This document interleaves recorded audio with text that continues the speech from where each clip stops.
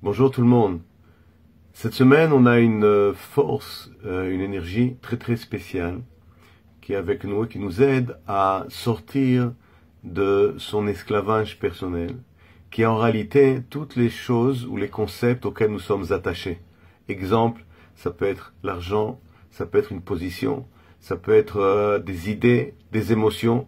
Et on est attaché à ces choses-là, on ne veut pas laisser partir ces choses-là parce que de là, on reçoit notre énergie. Et ce sont des concepts qui sont très très limités.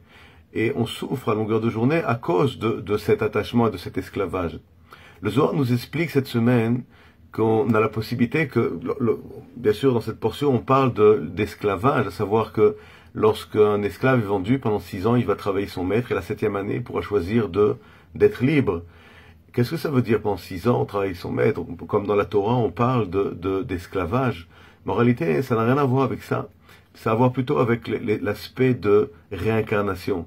Que toutes nos vies et toute notre vie, on est toujours attaché à certains concepts. On a une pensée qui est reliée avec des choses on pense que les choses nous appartiennent et on ne veut pas lâcher prise sur ces choses-là. Et donc de ces choses-là, ou de ces concepts, de ces positions, sentiments, on reçoit son énergie. 6e année représente, selon la Kabbale, pour les personnes qui ont l'habitude d'étudier, on sait que ça parle des séphirotes, et la 6e année c'est Yesod. C'est exactement là où on a le choix de pouvoir choisir d'être libre. Qu'est-ce que ça veut dire d'être libre? C'est que notre âme, quand elle vient dans ce monde, elle a la possibilité de choisir soit de rester, de travailler pour son maître, c'est-à-dire de choisir ces attachements auxquels on est tellement accoutumé, soit de sortir libre, c'est-à-dire d'être capable d'avoir la force de pouvoir se détacher et de choisir la lumière, dans la lumière, le désir de recevoir est infini. Il n'y a pas de limitation. C'est pas un monde de limitation dans lequel il n'y a que 1%, dans lequel notre désir est complètement rétréci, parce que c'est ce qui se passe. Que à force de vivre et à longueur de temps, qu'est-ce qui se passe dans notre vie? C'est que notre désir il devient de plus en plus réduit, à tel point qu'on n'arrive même plus à ressentir la lumière, on peut plus ressentir la joie, le bonheur, le plaisir des choses qu'il y a dans ce monde.